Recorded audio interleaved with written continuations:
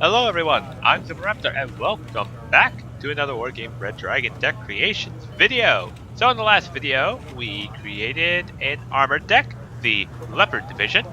So now it's time to build another armored deck, and I have two choices to pick from.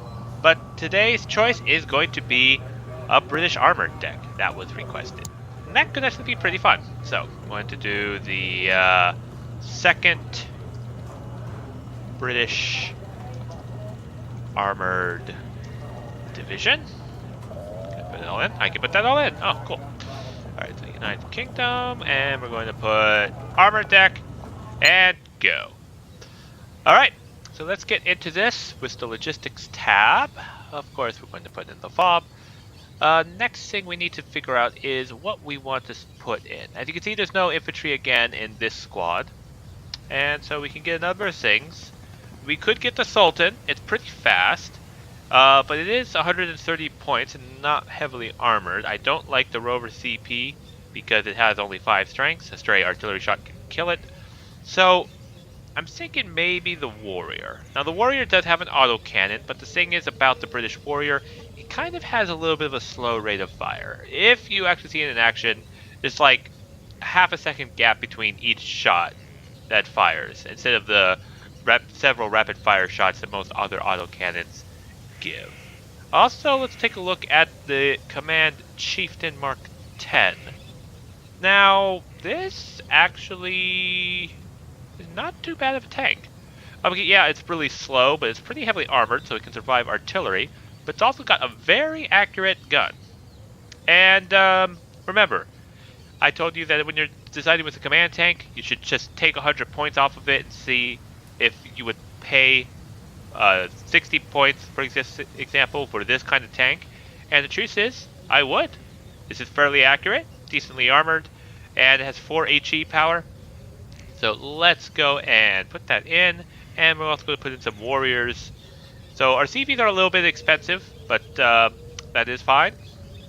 We will put in some stalwarts. Stalwarts are actually pretty good because they're one of the few supply trucks that are amphibious. So they can cross rivers to get to your troops faster in the event that the enemy's camping the bridge or some such. Now, Chinooks, they're not really worth the supply for their cost. I might come back to this, but for now I'm just going to ignore the Chinooks for the time being. Now, infantry. We don't have a lot of infantry. And unfortunately, the British don't have the best in terms of infantry. Raynal Fusiliers, absolutely the pits. You probably want to skip over them. If you are considering Fusiliers, let's compare them to the Fusilier 90s. The Fusilier 90s aren't that much better. I mean, they are 15 points. They do have a better stabilizer, so they're a little bit better on the offense, and they actually have a stabilizer for their light machine gun, which is also close quarters combat. So they are decent for their price range in terms of being able to take on other infantry, but still are going to be outclassed by most Red 4 infantry that they come up against. However, they do have the Law 80. Now this thing is incredible. This is what makes the Fusilier 90s actually really good. 60% accuracy, 22 AP power with 20 rounds per minute. They are tank killers. If an enemy tank is in the forest, they'll just tear them apart. Tear them a new one, basically. So, with the Fusiliers, okay, just seeing how much we get. Okay, so we get the same amount all the way across. Okay, now this would make them really expensive. Okay, since this is really expensive, I only get 14 hardened for this. And, let's see, what's the difference between the 90 and the Warrior? Just the armor? Huh, just the armor. Well, that armor's not going to save it. And this is actually faster and more autonomous. So we are going to get the rest of our Fusiliers and Warriors. And we need AA. And the Javelins are not the super best, but we can get a lot of them. We can get 10 Javelins per card. And that will do us. They've got 5 HE power, so they can do pretty good damage against helicopters. And they've got 2450, which is a bit longer range than Stingers. However, it's a lot less accurate than Stingers. I mean, even the Mistrals that the French have, which have longer range, are more accurate than these, but this is what they have. This is what we're going to go with. Milan 2s.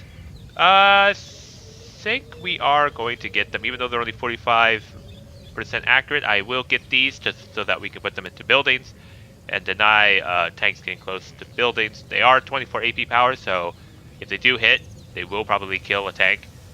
Territorials, absolutely garbage. Don't get them.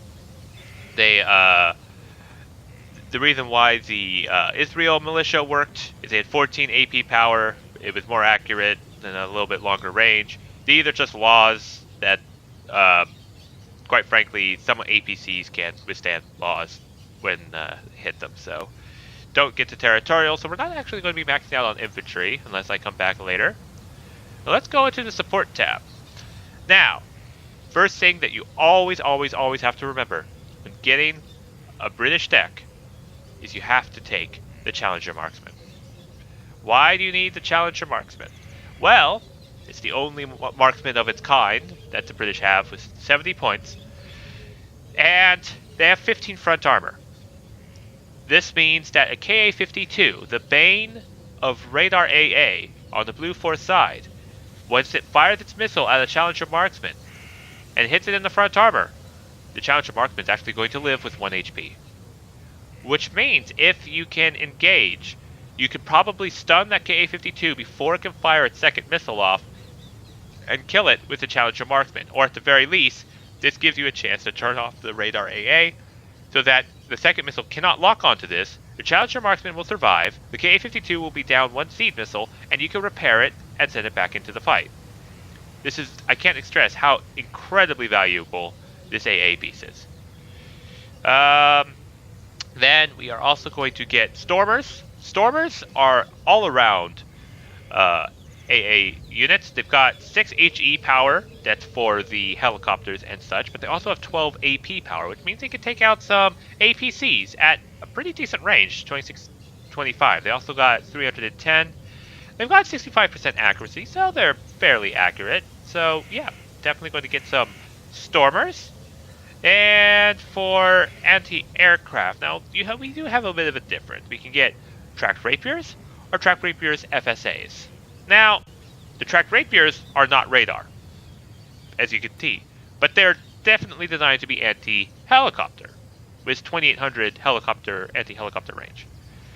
The FSAs are radar, so they are weak to that, but they also are more designed to take out aircraft. As you can see, they have a longer range against aircraft than they do helicopters. Usually you want to mix the tracked rapiers and tracked rapiers FSAs together, but we've already got the Stormers, which are going to take out the helicopters for us. So we do need to get some FSAs. So these are just the best kind of anti-aircraft that we have. It's not the best, but we have to make do. They are amphibious, but like literally 18 kilometers an hour, they can just basically doggy paddle through the water. So we do have to keep an eye on them. But like I said, with an armor deck, you do kind of want to focus mainly on the AA. Now, let's see. We could get some mortars for smoke. Abbott is pretty inaccurate. The AS-90 is not a bad artillery piece, but in an armored deck, I don't think it fits. It would take too long to target, acquire, and move on. So I think we are going to get these for mortars, and for AA, for the cheaper AA, we have a choice between a Falcon or the Rapier. Now, the Falcon is basically a non-radar gun, and I think we'll get Falcons. We'll just have some of these littered about. For our tanks, we will now reorganize. I'll put the Challenger Marksman there. I'll put the Stormer right next to it. I'll put the tracked Rapier over there. And we can leave the mortar there, I think. I think I'll just put the mortar at the end, just to make sure. Alright, that's a support deck. And now for the tanks, the best part. Now, one thing I do want to make note of with the British tanks is that they tend to be a little bit more armor focused than the other tanks in the game. For example, a lot of their tanks will have more AP power than the front armor that they are capable of. And that's just how the British designed their tanks. This is an exception to Challenger 1, where the armor... Yes, the armor is actually a little bit greater than the... okay, I said that wrong. Most...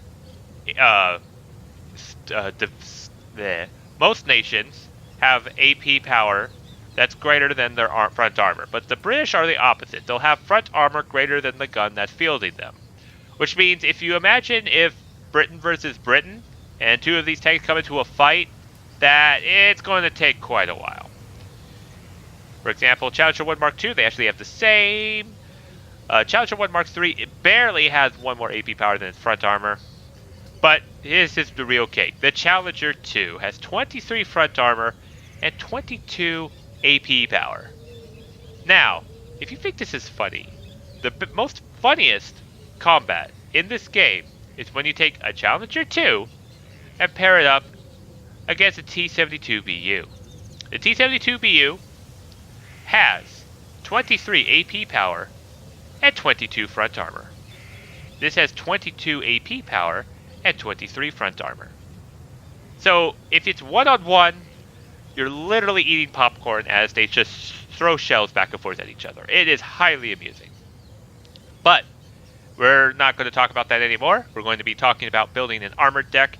And with the British, we are getting the Challenger 2s, 4 of them. Because you get 4 of them in one card. These things, with the 23 front armor, are very hard to kill. And what makes these really, really good? They've got 4 HE power. So they can take out infantry really well.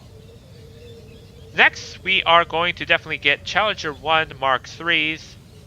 These are a very good tank as well, and I think we're going to get them up at Elite, so that they really definitely hit on their first shot. Then we've got the Challenger 1 Mark II. These are alright. I'm just going to get 1 squad of Veteran. And we are going to get Challenger 1 Mark Is. Basically as a supplement, in case we need a little bit more, a bit of heavy armor, but not quite as strong AP power. Basically, if the enemy has ATGMs and we need to take them out, this is what we'll send forward first. Now, they do have a bunch of other tanks like this Chieftain Mark 11, the earlier tank series, I think. Oh no, they did come out with it, but I think if we compare, so the Chieftain did come out after the Challenger 1 Mark I, but I think they released it because it was cheaper and able to basically be a sniper tank is what the Chieftain is all about. It does have a better gun than the Challenger 1 Mark I, but not quite better than the Challenger 1 Mark II. How's the Chieftain? 10. Oh, it loses quite a bit of AP power.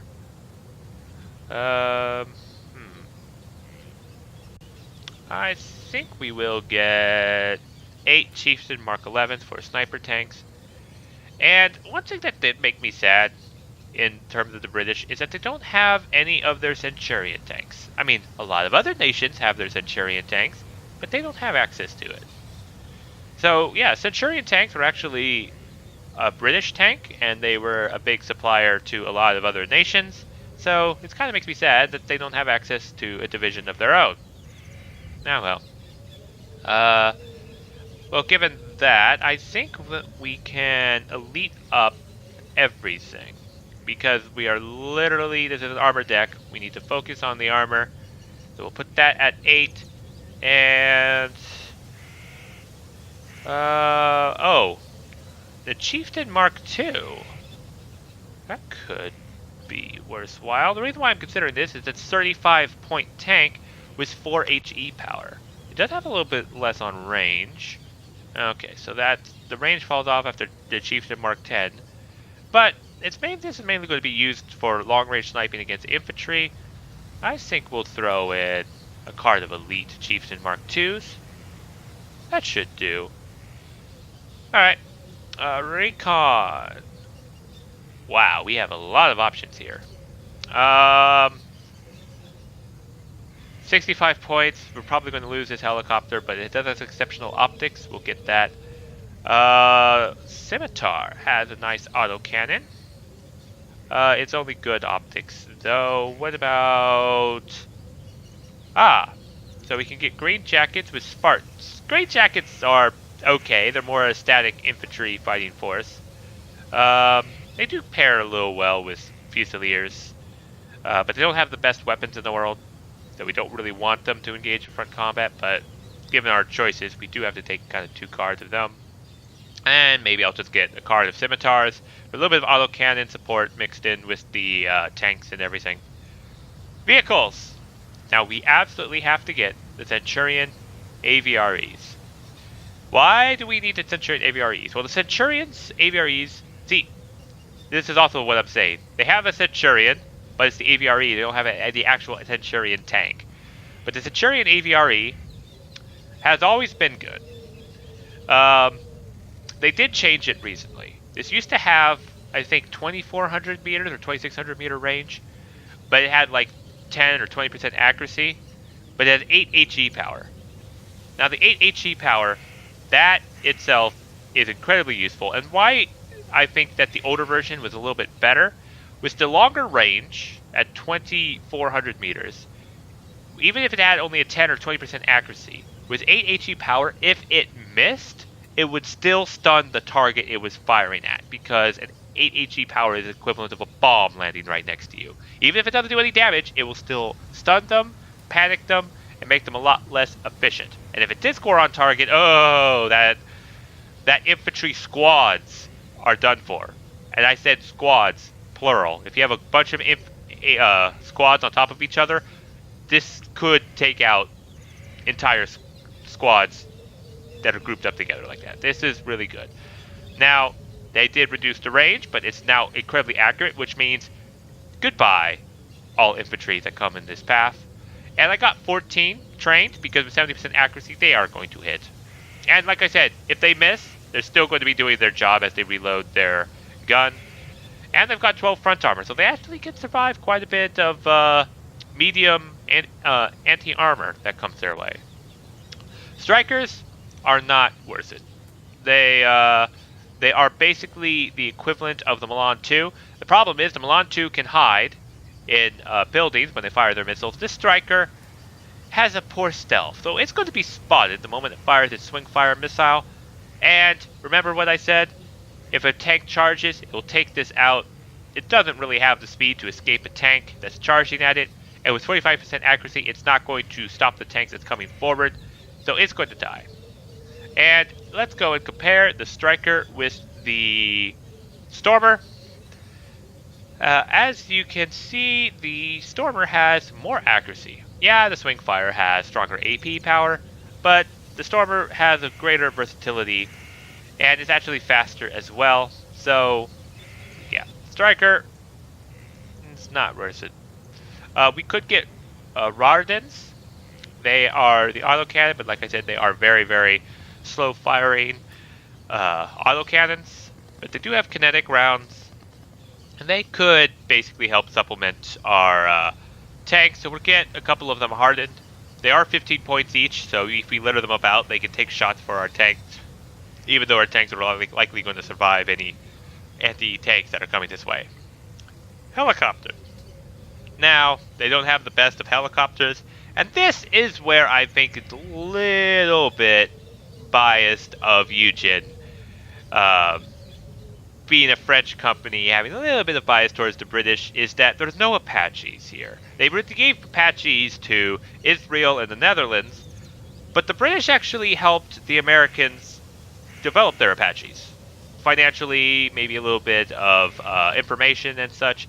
So I thought it would be fair that the British also got some Apaches, but apparently Eugen didn't feel the same way. So we are going to get some Lynx AH-7 TOW-2s. These will be basically used as emergency anti-tank helicopters, which is what we need. They do have 6 strength, so they can survive a missile, a stray missile, usually. The Lynx AH-720mm, they can be good. We'll get some of them. They can kind of spam and fire their autocannon from above. And that should do it for the helicopters. For the planes, we need to consider what we all want. Now, we could get seed, but we're not going to be, well, I'm not sure. We're not going to have that much AA, I think. I think we are going to get the Tornado GR1 because it has 8 AP power. And remember, most AP from bombers are 6. So when you see 8 AP power, just grab it. It will kill everything if it lands all 4 of these cluster bombs. Even the T-72BU with its 4 top armor can't stand against 8 AP power. 6 AP power, a T-72BU can survive 4 cluster bombs of 6 AP power on top of it. If you do the math, 4 top armor, about 2 damage each, give or take, and it can survive that, but not 8. Nope, it's gonna lose to that. And they don't have too much else that they can pick up on. The Harrier GR7 used to be a must pick, but now that they've made it so that these laser-guided bombs can stray from their target, used to be 100% accuracy, all 4 missiles. This could count as an anti-tank plane. When all 4 of these high explosive bombs landed, they could take out most tanks in one path. I think we are going to get the GR5s for the 4 500 kilogram bombs, basically to clear out infantry. And now we need to start looking on AA. And we have 2 good choices. The Tornado F3 or the Eurofighter Typhoon. Now, the Tornado F3, they actually have the same amount of missiles. The Tornado F3 has 4 longer range, more HE power long range missiles with 8,400 range. They are semi-active and not fire and forget, but remember what I said, you can't really hide in the sky. The semi-active is a little less of an issue. The only issue I could see is that if the missile is en route and this plane dies, this missile will kind of lose target. But I'm not sure how much that goes into effect in actual combat. Now, the Eurofighter Typhoon does have higher accuracy than the Tornado F3. But the Tornado F3 is a pretty good plane for its price, don't get me wrong. I think what we're going to do is we're going to compromise. We're going to get a card of Tornado F3s, or of Eurofighter Typhoons, and then a card of veteran Tornado F3s. Varying it up, so we have cheaper AA and when we mean business AA, if you know what I mean. We'll put the GR1s there. We'll put the Harrier GR5s at the end to reduce it in price down, going down the tube there. Vehicles, we're going to remove the Raridin because I saw the activation points. And we could get a Sea Harrier. Now this would mainly benefit our allies because all we do is we have a couple bombers. We don't really need Sea for too much radar AA. We don't have a lot of aircraft that will need to be wary about radar because these will probably be on our side to defend against when planes come after us. And we're also playing an armored deck. If you're trying to put seed in an armored deck, reevaluate your life because you're missing the point of what an armored deck is kind of supposed to be. Yes, you can have some aircraft, but if you're trying to defend the few aircraft that you have, when your main focus is lots of tanks, it doesn't quite work. Let your allies take out the enemy with the seed, is what I say. So I was thinking of just maybe dropping another cost of 2 points somewhere in this and getting that seed, but like I said, we're going to skip that. Let's go back. We can get another squad of infantry, or we can get more logistics, more supply, which is actually faster. The Chinooks aren't that great, but we don't have really that many options in terms of infantry. We could get another like super cheap Fusilier 90s, but or we can get more on the Warriors. We could get a squad of just warrior 90s. But that doesn't actually increase the lethality, just the armor. And armor's not going to protect it from too much. Oh. I'm going to say either a squad of cheaper Fusilier 90s or the Chinook is the correct decision. If you guys want to edit that out, with the other one, depending upon whichever I finally choose, that is up to you. And it is perfectly acceptable. In fact, editing any of my decks that you find one thing wrong or the other is also perfectly good. I think I'll get the Chinook. But yeah, I'll end up that on the note that none of my decks are perfect, and I never claim that they are. It's basically just of what I would do in creating decks. As I've stated before in the past, it's my philosophy that there's no right way to build a deck. If you have your own different style or preference, please feel free to change my deck however you want when you import it and have it suit how you play. And that's perfectly fine. Feel free to do that. Navy tab, we are going to, of course, put in the planes, and just in case we go into a sea battle, don't want to have to worry about that. I can't tell you how many times when I was playing with a friend, Bubble Box for example, we were into a sea battle, and he goes, "Oh no, I forgot I didn't have any Navy in this deck because I don't play Navy." I'm just like, but we're on a Navy map now. So yeah, he was down a entire slot of freeze things just because he didn't play them at all times. So it's funny, but it's kind of frustrating at the same time. So yeah, we'll end off on this note of the Challenger 2 because it looks badass. I like how the model just drastically changed between the Challenger 1 and the Challenger 2. It looks like a brick. It literally looks like a brick with a gun. I love the look of the Challenger 2 so much. Alright, well this will be our British Armored Division. I hope you guys enjoyed this. When I go out and play a match, you will be notified, especially if you have that little bell check mark down below. It will give you a notification when all of my videos will go up, not just a select few. And, yep, if you enjoyed this, please like, comment, and subscribe down below. And I'll see you all in the next video.